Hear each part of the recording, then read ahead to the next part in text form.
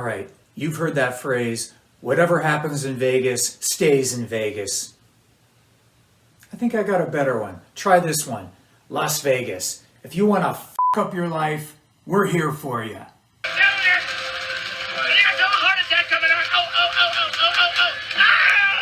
Remember that movie, Leaving Las Vegas, with Nicolas Cage? Now, I always thought that movie was a little over the top, almost like science fiction, but I can tell you, living here for 15 years, it's totally possible. You could, within a few weeks, drink yourself to death, OD, go broke, totally possible here.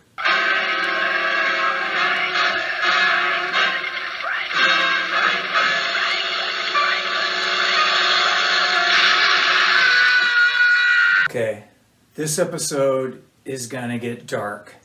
How dark? Pretty dark.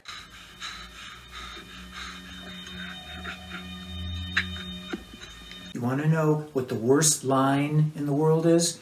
The worst line in the world is the TSA line early Sunday morning that leaves Las Vegas. Watching those people shuffle along on their way home is like watching people on their way to the guillotine. Everybody looks like they've been up all night, and they have.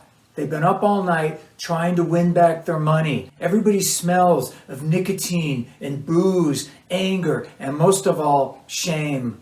You see, people do things in Vegas that they would never normally do in their real lives. Shit gets biblical here. Extreme drinking, extreme unprotected sex, extreme drug taking, unrestrained idiocy. An ATM and a crack hooker's embrace is only 10 feet away. All you have to do is reach out and grab it. The kicker is that you can drink all night. The bars never close. Do you realize how dangerous that is? The bars never close. You can get f***ed up all night, every night. 5 sheets of high-powered blotter acid, a salt shaker half full of cocaine, a whole galaxy of multicolored uppers, downers, screamers, laughers. The hospitality industry here in Vegas is immense. Now think of it.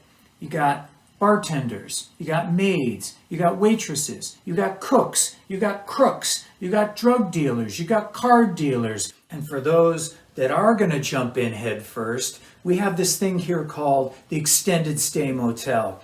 I write about it in my new book, All the Devils. There's the famous DJ writing his next Sgt. Pepper, wielding his crack pipe like Zorro in his dark, lonely room. There's the Southern Belle from Streetcar Named Desire, only it looks like she got run over by the streetcar. There's the ex-Chippendale dancer, down on his luck, dreaming of his days of past. They're all current residents at the Extended Stay in good standing. Room for a night or a lifetime. When people come to Vegas, they do truly stupid things, like get married to total strangers. People do that. They come here to Vegas and they marry total strangers. Now, why would you do that unless you were truly pickled? Las Vegas Boulevard is dotted with a bunch of wedding chapels. You can get married in a drive-thru in your car. You can get married by Fat Elvis. You can get married by Thin Elvis. You can get married by Gene Simmons. You can get married by Darth Vader. I suppose if you wanted to, you can get married by John Wayne Gacy in full clown drag or raving Charlie Manson. That's the thing. Whatever you need, we're here for you. If you want to jump off Hoover Dam and plummet to your death, we're here for you.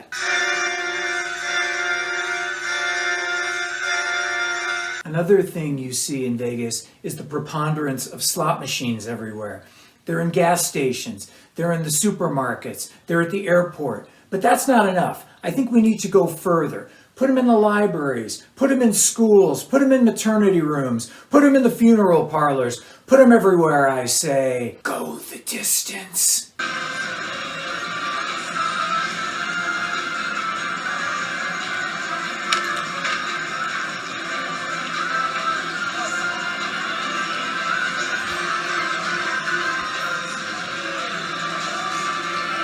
Now, we have a pretty bad homeless problem here in Vegas. I know what you're saying. We all have a homeless problem. But here in Vegas, during the hot summer months, the extreme heat drives people fucking crazy. You can see them raving out in front of the dollar store. It's sort of like the equivalent of a Walmart greeter. Kill, kill, kill. Spare some change, spare some change. If you don't give me $1, my heart's gonna stop. Spare some change, spare some change. Change comes from within, precious. Here's something that you probably didn't know. Under the city of Las Vegas, there's this vast underground series of flood control tunnels. And there's literally hundreds of homeless people living in these tunnels right under your feet. Now here's where it gets crazy. There's literally different cities down there. There's the meth head city, and there's the heroin addict city. And the heroin addicts don't fraternize with the meth heads, and the drunks don't fraternize with the crazies. They're all down there in the cool darkness to beat the heat. And at night, they come out to prey on the tourists, like the Morlocks from the Time Machine by H.G. Wells.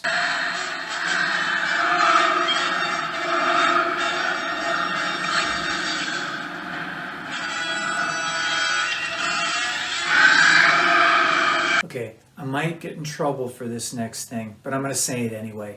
People, do not bring your kids to Las Vegas. Don't bring your newborn babies to Las Vegas. They can't do anything. Babies can't gamble. Babies can't drink. Babies can't smoke crack. What can you do? You're going to take them to the pool and they're going to do a horrifying game of Marco Polo. And who wants to hear that after an all night of binge drinking?